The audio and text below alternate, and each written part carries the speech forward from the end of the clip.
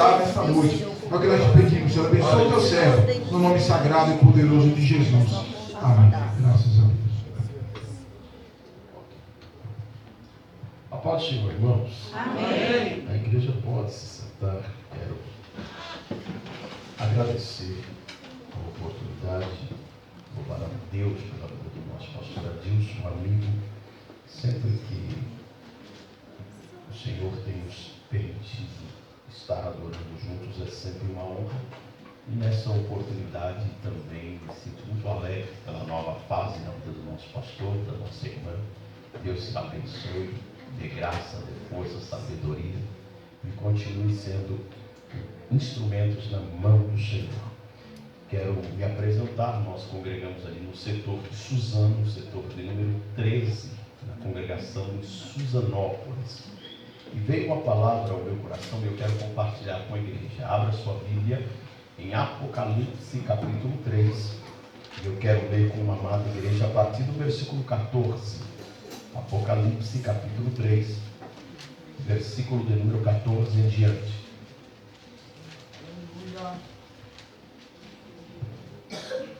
Acredito ser um texto bem conhecido da igreja, mas a palavra do Senhor, ela não volta, para ele vazia, sem fazer antes o que lhe apraz, e essa palavra prospera para tudo quanto for enviado. Só o fato de eu ler o texto para você, isso já é um benefício extraordinário para a sua vida. Diz Apocalipse 1, versículo 3, bem-aventurado aquele que lê, aqueles que ouvem e os que guardam a palavra desta profecia. Diz assim o texto: ao anjo da igreja que está em Laodiceia, escreve: isso diz o Amém, a testemunha fiel e verdadeira, o princípio da criação de Deus. Eu sei as tuas obras, que nem és frio, nem quente. Tomara que foras frio ou quente. Assim, porque és morno e não és frio e nem quente, vomitar-te-ei da minha boca. Como dizes, rico sou, estou enriquecido, de nada tenho falta. E não sabes que és um desgraçado, e miserável, e pobre, e cego e nu? Aconselho que de mim compre ouro provado no fogo, para que te enriqueças, e vestes brancas, para que te vistas e não apareça a vergonha da tua nudez, e que unja os olhos com colírio, para que vejas. Eu repreendo e castigo a todos quanto amo. Sê, pois, zeloso e arrepende-te. Eis que estou à porta e bato. E se alguém ouvir a minha voz e abrir a porta, entrarei em sua casa e com ele cearei e ele comigo. Ao que vencer, lhe concederei que se assente comigo no meu trono, assim como eu venci e me assentei com meu Pai no seu trono. Quem tem ouvidos, ouça o que o Espírito diz às igrejas. Amém. Texto bem conhecido da igreja. Meus queridos, todos nós aqui, em algum momento, tivemos ou temos que prestar serviço para alguma empresa.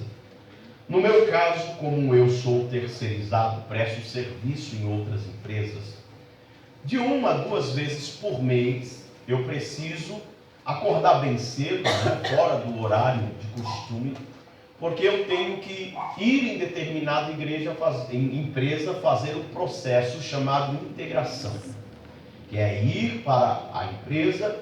Você faz um curso de 1 hora, 2, até 4 horas. E qual é o propósito daquele curso rápido? É uma integração. Você vai aprender as leis que regem dentro daquela empresa. Você vai aprender sobre as regras que eles defendem. Você vai aprender sobre questão de produção, segurança, meio ambiente, questão patrimonial. E qual é o propósito? Te integrar no ambiente da empresa. Ou seja, a partir do momento que eu entro para trabalhar naquela empresa, se eu passei pela integração, eu sei quais são os perigos.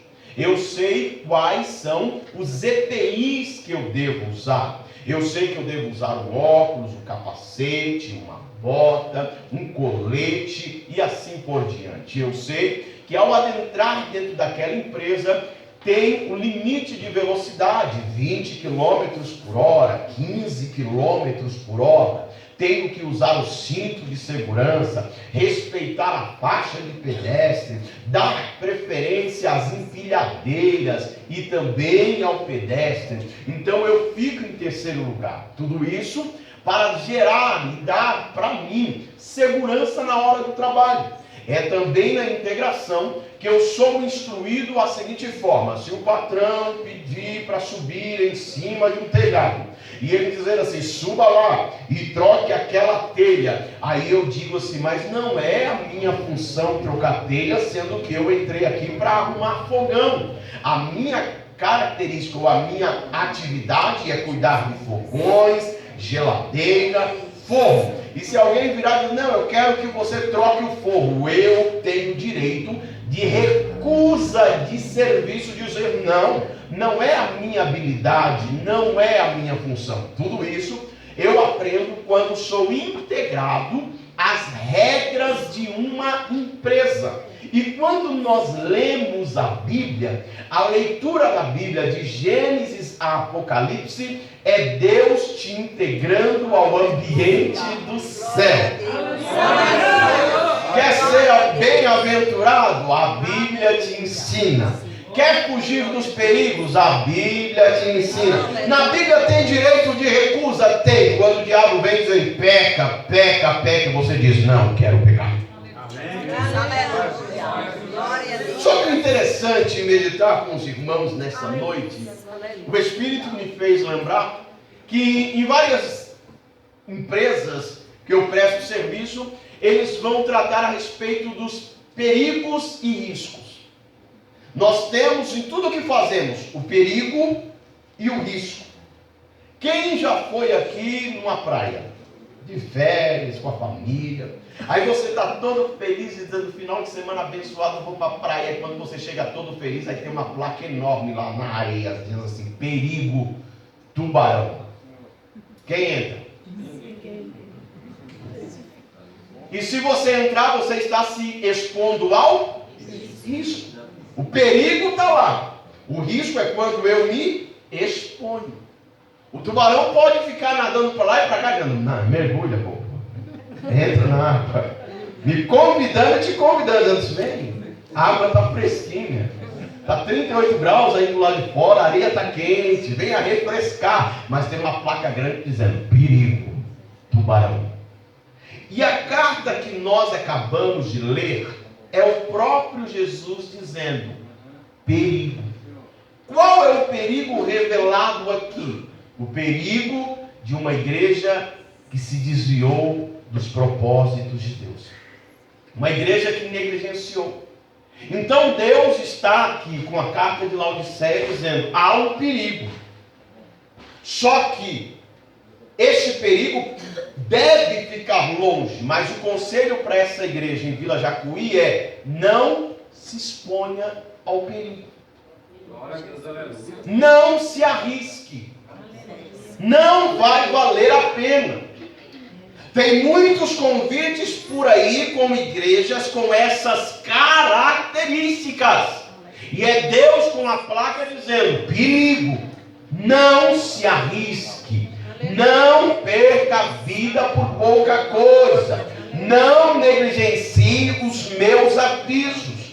Por isso que desde o início eu estou dizendo que a Bíblia de Gênesis e Apocalipse é um manual de integração para a vida espiritual. É na Bíblia que você aprende qual é o perigo que você tem que enfrentar. É na Bíblia que você aprende quais são as regras de ouro que você deve praticar para que não sofra um acidente ou chegue ao ponto de perder a vida espiritual. Mas é a Bíblia também que vai colocar as regras e os equipamentos de proteção para você conduzir a sua vida cristã na presença do Senhor. Então o Senhor revelando aqui nós que a igreja de Laodiceia, ela mesmo tendo instrução da palavra, tendo a orientação de Jesus, tendo a orientação do Antigo Testamento, tendo a orientação dos apóstolos, essa igreja se colocou em risco diante do grande perigo. E qual era o perigo? Era desviar-se estando dentro da igreja. O texto claramente vai começar dizendo: ao anjo da igreja que está em Laodiceia, escreve: isso diz o Amém, a testemunha fiel e verdadeira, o princípio da criação de Deus, mostrando que é o próprio Jesus que está falando com a igreja, assim como falou com as demais igrejas. Esses dias, meditando sobre isso, eu perguntei a Deus: Deus, por quê? Porque o Senhor se revelou de uma forma extraordinária para cada uma dessas igrejas. Porque o Senhor mostrou a sua real identidade. Aí o Senhor disse: porque o estado espiritual de algumas igrejas estavam tão graves, que se João estivesse escrito dizendo assim: eu, João, apóstolo de Jesus, escrevo ao anjo da igreja em Laodiceia, o pastor de Laodiceia ia achar ruim, ia dizer assim: João tem alguma coisa contra mim, João não gosta de mim. Por isso que na reunião de obreiros, João ficou olhando para mim diferente, nem me quis cumprimentar com a paz do Senhor. Aí o Senhor Jesus respondeu ao meu coração dizendo: por isso que eu coloquei a minha identidade. Quando eu digo que sou eu que estou falando, não tem como o pastor reclamar, não tem como o pastor reclamar, não tem como o pastor descartar a carta. O que o pastor precisa fazer é reconhecer que sou eu, Deus, que conheço a igreja por dentro, conheço por fora. Eu passei no meio dos que sai. A igreja só é a igreja porque eu levantei a igreja, eu fundei a igreja, eu estabeleci a igreja, e sou eu que continuo direcionando a minha igreja. Afinal de contas, as 7 estrelas estão na palma da minha mão. Os 7 anjos não dão passo sem que eu pergunta. Como ele se identifica as 7 igrejas dessa forma? De acordo com cada estágio ou vida espiritual de cada uma delas. Mas como a igreja de Laodiceia se entregou ou colocou a sua vida em risco? Primeiro, ela brincou tanto com a vida espiritual que perdeu o senso do que era vida espiritual. Há um perigo grave, há um perigo chamado frieza espiritual.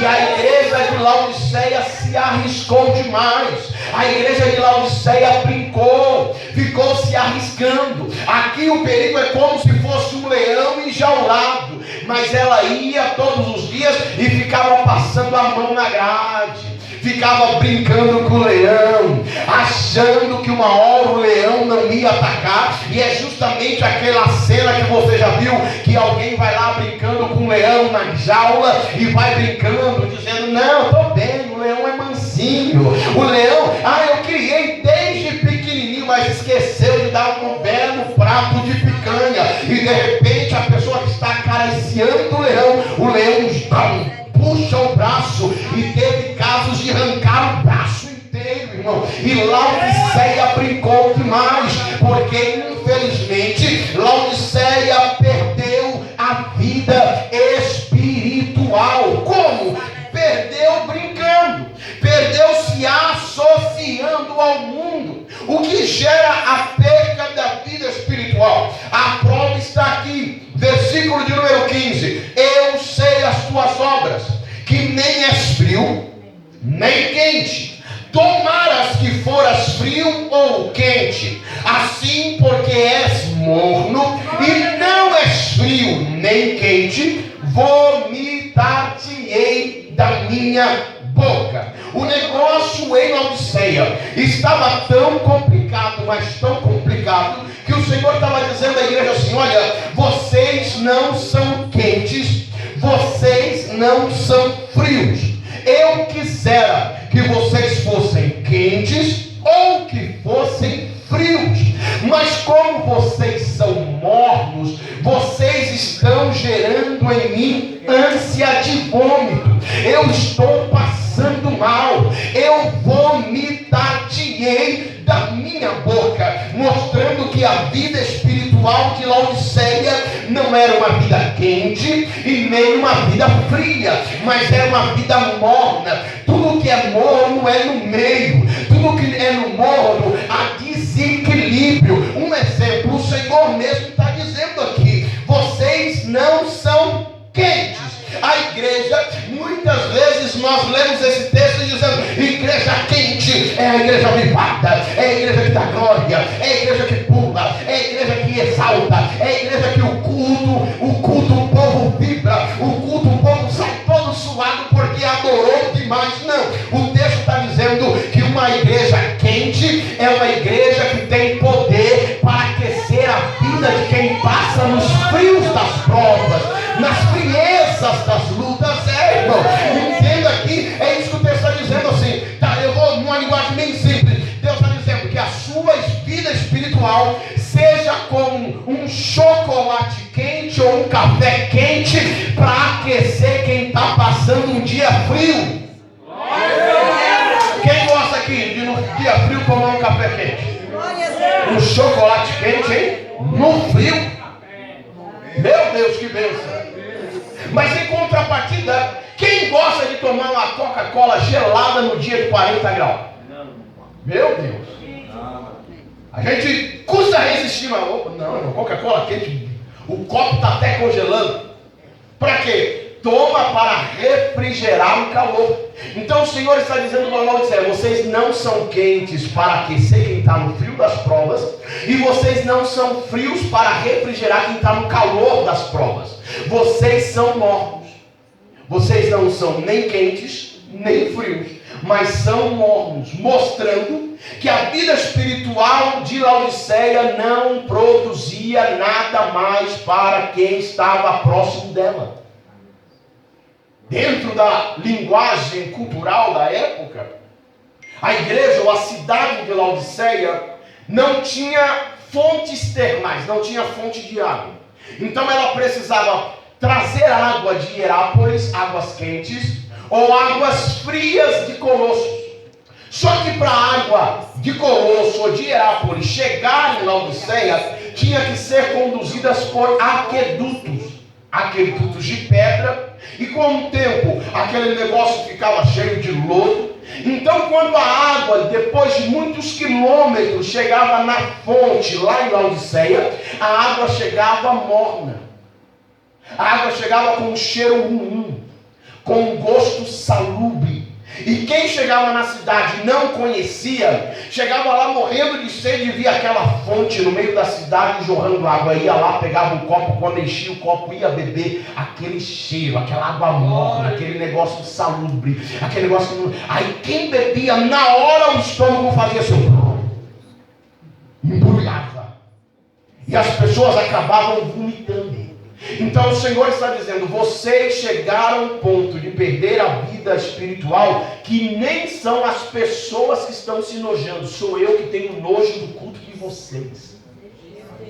É uma igreja que se adaptou tanto ao mundo que o próprio Deus estava olhando dizendo: eu estou enojado.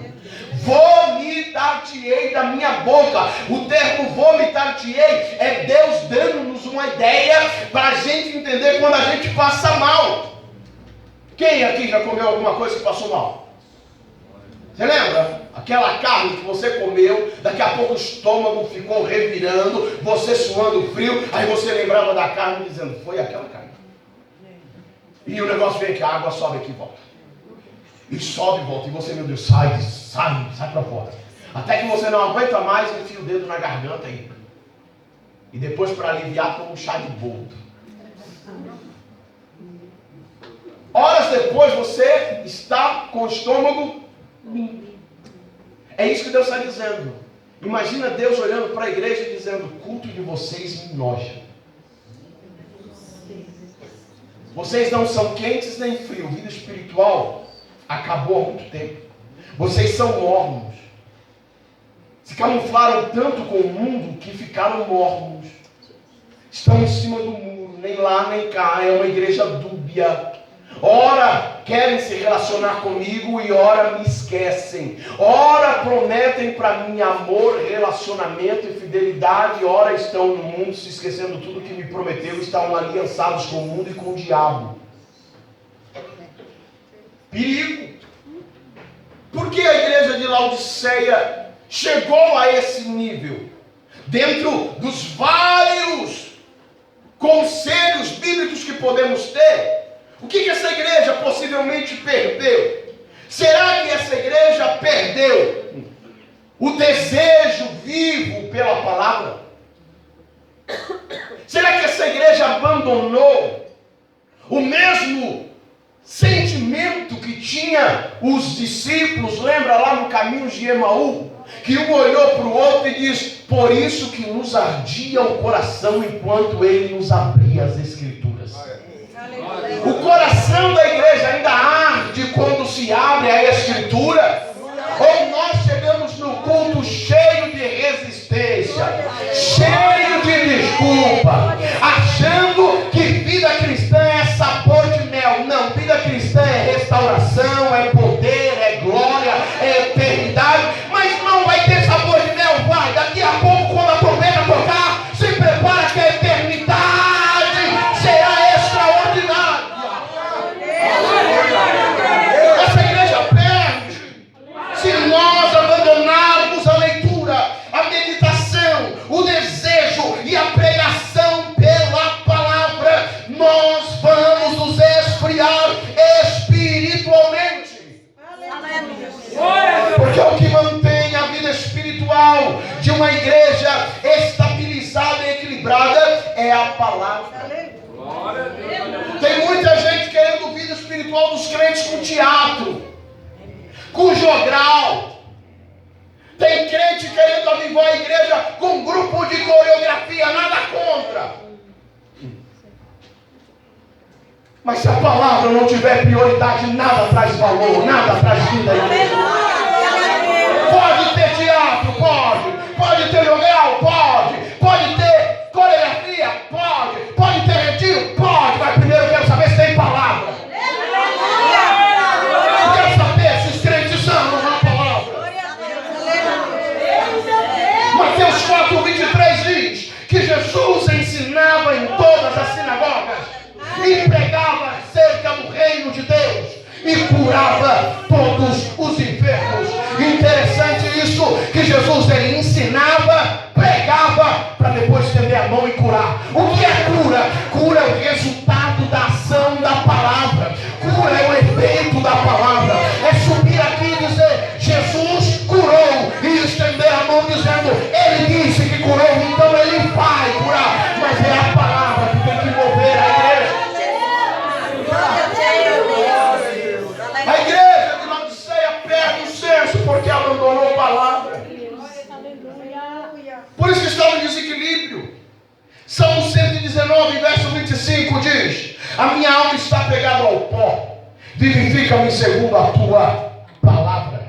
37, desvia os meus olhos de contemplarem a vaidade e vivifica-me no teu caminho. Verso 40, eis que tenho desejado os teus preceitos, vivifica-me por tua justiça. Verso 50, isto é a minha consolação, a minha angústia, porque a tua palavra me vivificou. Verso 88, vivifica-me segundo a tua benignidade, então guardarei os testemunhos da tua boca. No 93, nunca me esquecerei dos teus preceitos, pois por eles me tens vivificado. 107, estou aflitíssimo, vivifica-me, ó Senhor, segundo a tua palavra. 149, ouve a minha voz segundo a tua benignidade e vivifica-me, ó Senhor, segundo o teu juízo. Verso 154, pleiteia a minha causa e livra-me, vivifica-me segundo a tua palavra. 156, muitas são, ó Senhor, as tuas misericórdias, vivifica-me segundo os teus juízos. 159, considera como amo os teus preceitos e vivifica-me, ó Senhor, segundo a tua benignidade. 175 do Salmo 119. Viva a minha alma e louvar-te-á. Ajuda-me os teus juízos. Irmão, não tem como se manter vivo espiritualmente sem palavra. O Senhor está dizendo: o perigo está aí, mas não se arrisque, não abandone a palavra, não pare de ler a Bíblia, não pare de meditar na Bíblia, não fuja do culto do ensino para ir para a academia, não fuja do culto de ensino para ir para o shopping, não abandone o culto de ensino para ir para qualquer lugar. Venha receber alimento pela palavra, venha receber força pela palavra, venha receber graça pela palavra, venha receber misericórdia pela palavra. Seja restaurado pelo poder da palavra, seja avivado pelo poder da palavra. Mornidão aqui não, aqui dentro vai ter avivamento pela palavra.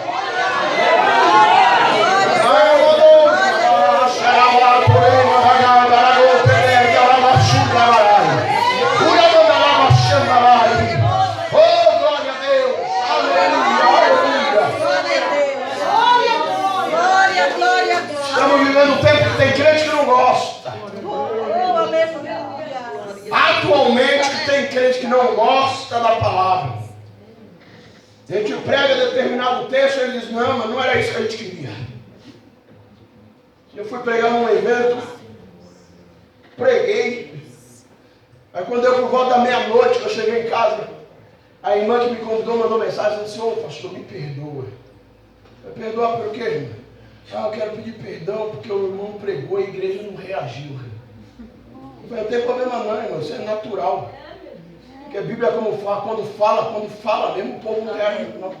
Aleluia. A vontade foi falar assim: eu vi mesmo que na hora do pandeiro todo mundo rodou, todo mundo pulou. Mas eu já estou vacinado com isso. Aleluia, Jesus. Fica preocupada não estou preocupado se o povo quer pular e tal, o importante é que o povo ouviu. Se não recebeu, alguém ouviu. Se 99% não deu crédito, pelo menos aquele que um está dando crédito aqui. Boa noite, meu pai. A palavra já vai fazer efeito na vida de alguém. A igreja não reagiu, pastor. E aí eu estou ligando para pedir desculpa. O povo quer oba-oba. Enfeitar pavão? Não. A palavra já é suficiente. Não, a gente escolheu o tema do congresso, não era isso que a gente queria ouvir, mas texto sem contexto é pretexto. Então, antes de escolher o texto, leia o contexto, para depois não ficar brava com o pregador. Não, mas não era isso que a gente queria ouvir. Bíblia é o que traz vida para a igreja. Glória a Deus. Glória a Deus. Ai, estou meio desanimado, não estou muito bom. Tem dia que não está bom para pregar, irmão. Tem dia que a gente vai e sobe só o capo. Eu digo: meu Deus, não estou bem hoje. Aí é nesse dia que Deus fala assim: você não está bem, meu filho? Então faz o primordial. Qual é? Leia a Bíblia. Leia a Bíblia para o povo. Vai lendo a Bíblia para o povo. Vai 30 minutos lendo Bíblia. Vai lendo Bíblia.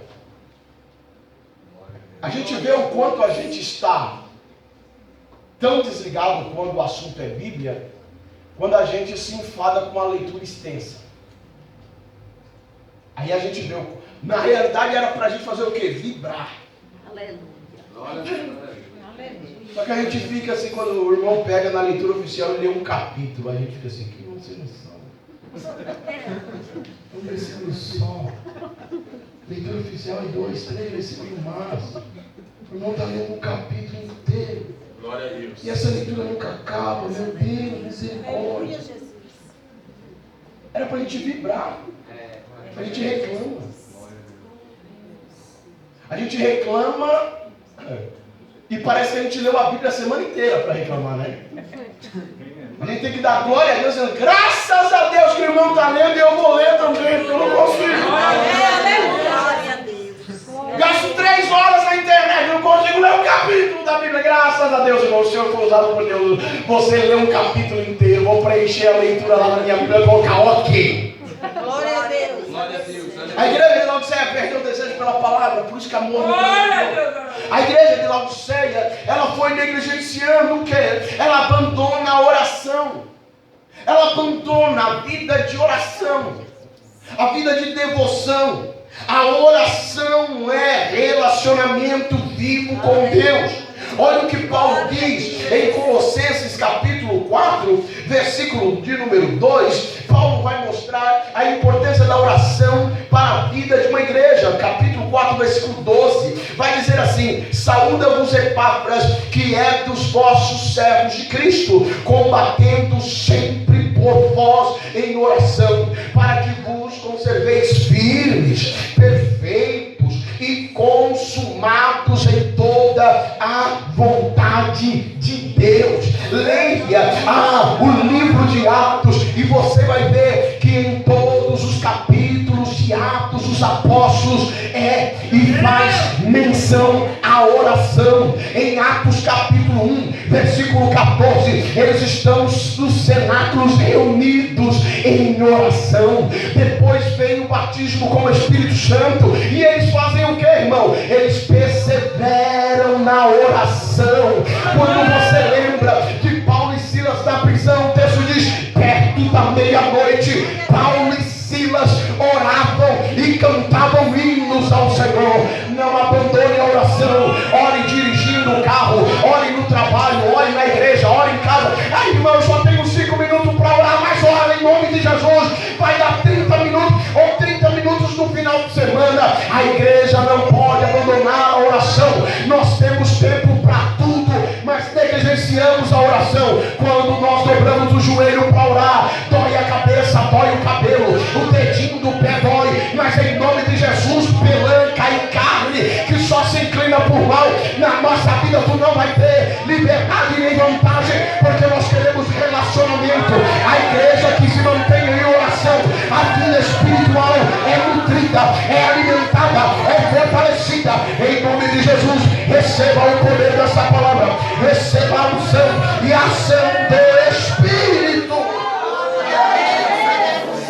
A igreja de Laodiceia é o alerta de Deus para nós. O que ela representa? Ela representa o perigo da perca dos valores. Qual a perca dos valores? Olha o texto.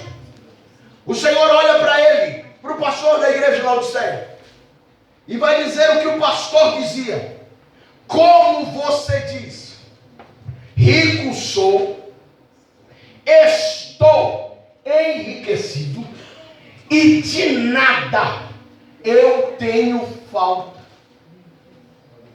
Ele dizia, e pelo contexto, a igreja é a cara do pastor. Ninguém fala isso, mas capítulo 2 e 3 é cartas dirigidas ao pastor da igreja. Sabe por que a igreja está essa bagunça? É Deus dizendo, porque a bagunça começou em você. A igreja de Éfeso perdeu o amor por quê? Porque o pastor perdeu. E quando o pastor que é referência perde, todo mundo perde. A igreja de Esmirna era a igreja perseguida. Por que a igreja inteira era perseguida? Porque o pastor era perseguido. Mas o Senhor deu conselho: ser fiel até a morte, eu vou te dar a coroa da vida. Descansa. A igreja de Pérgamo era a igreja que começou a namorar outras doutrinas. Doutrinas de Balaão, dos Nicolaitas. O pastor da igreja em Pérgamo disse: o negócio de pregar só Jesus está sem graça, está xoxo. Vamos mudar. Vamos pregar alguma coisa diferente. Hoje vai ser o culto de lançar tropeço na vida do irmão. Era isso. A doutrina de Balaão era justamente isso. O irmão comprou um carro zero. Você no final do culto vai lá e passa a mão no carro do irmão e diz: tome posse.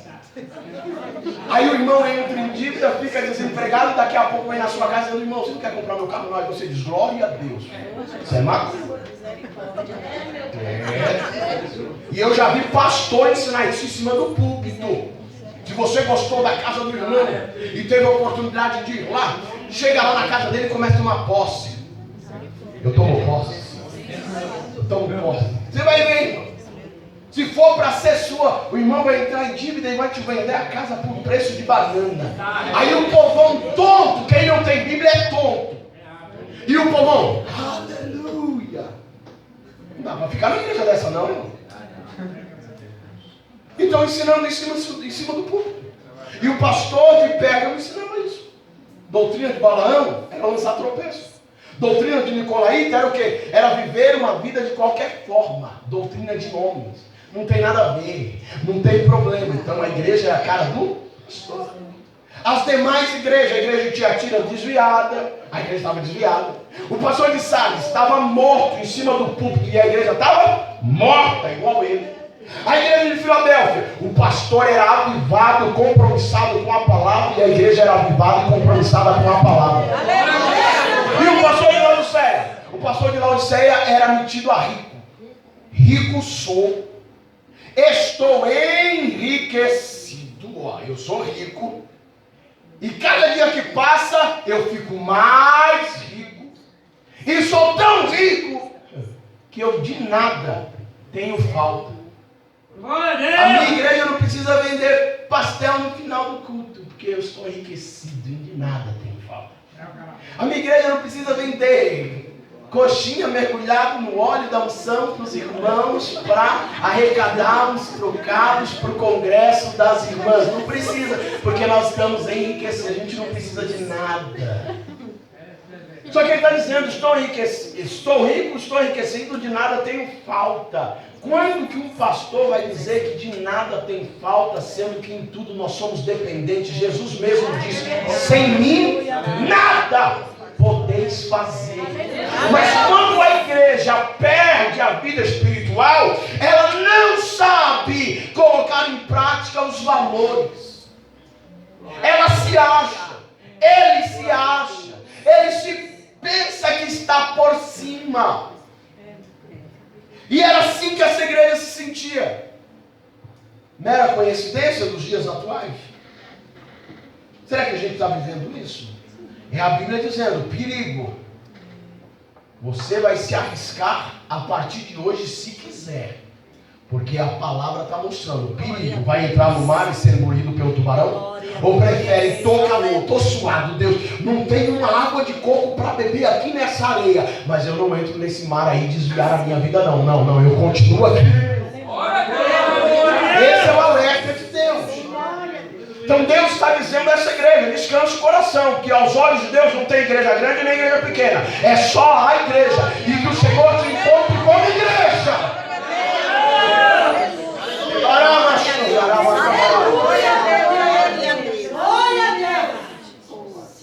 Por que ele fez isso? Porque se esqueceu. Se ele tivesse lembrado de Abacuque capítulo 3, versículo 17 em diante, ele se humilharia. Por que está escrito lá? Porquanto ainda que a figueira não floresça, não haja fruto na vide, e o produto da oliveira minta, e os campos não produzam mantimento, as ovelhas sejam arrebatadas da malhada, e nos currais não haja gado, todavia eu me alegrarei no Senhor, e exultarei com Deus a minha salvação, porque o Senhor Jeová é a minha força, e me dará os pés por das costas, e me fará andar sobre os lugares altos. Abacuque estava declarando, dizendo, eu posso perder tudo, mas não perco a presença. Pode cair tudo do meu lado, mas eu não perco a presença. Pode todo mundo ir para o cativeiro, eu não vou perder a presença.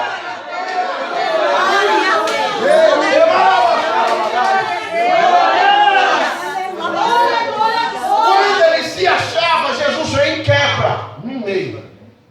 Jesus olha para esse pastor, para essa igreja, e vai dizer, não sabes que você é um desgraçado?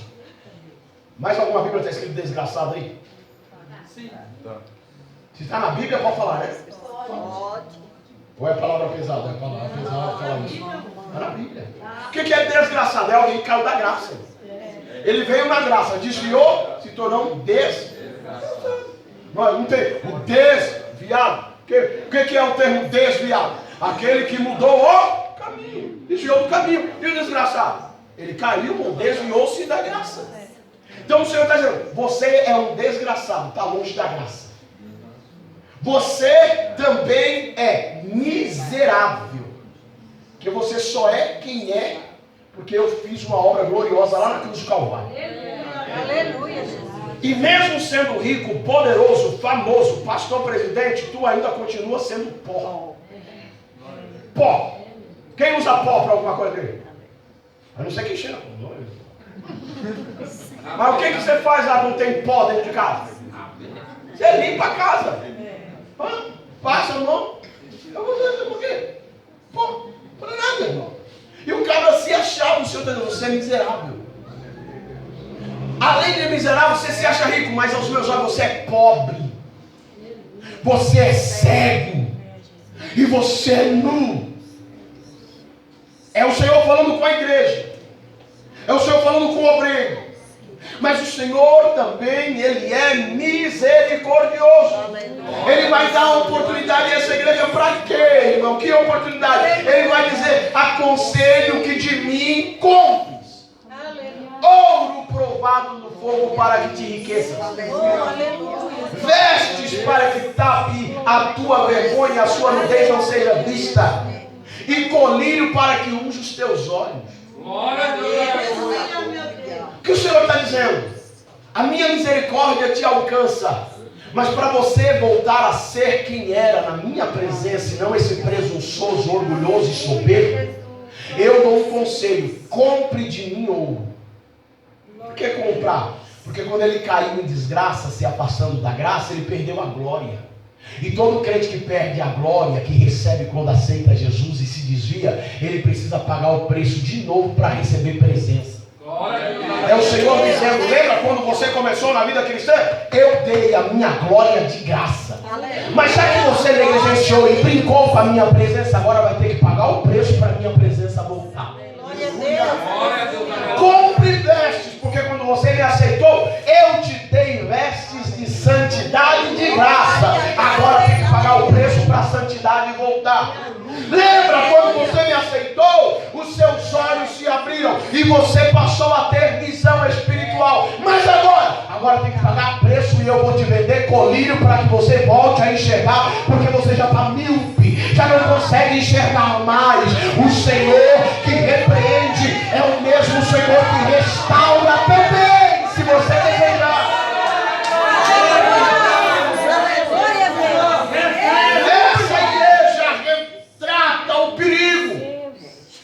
Não corra o perigo de perder a vida espiritual, de perder os valores. E eu encerro. Não caia no perigo de perder a presença. Israel negligenciou.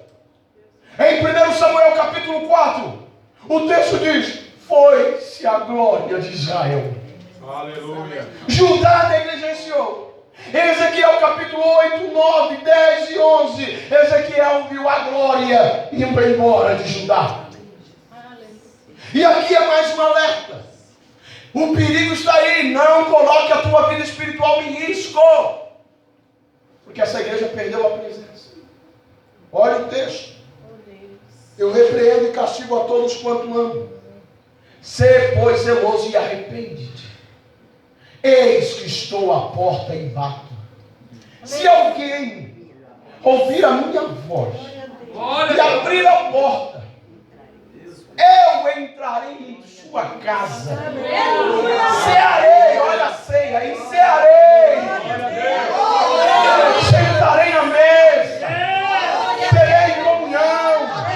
Vou restabelecer relacionamento. Você vai olhar no meu olho e eu vou olhar no teu olho. Eu vou ouvir a tua voz e você vai ouvir a minha voz. Você vai sentir o calor da minha presença. Entrarei em sua casa, cearei com ele e ele comigo. A igreja de Laodiceia perdeu a presença. Jesus está do lado de fora. E a igreja só tinha maçaneta do lado de dentro.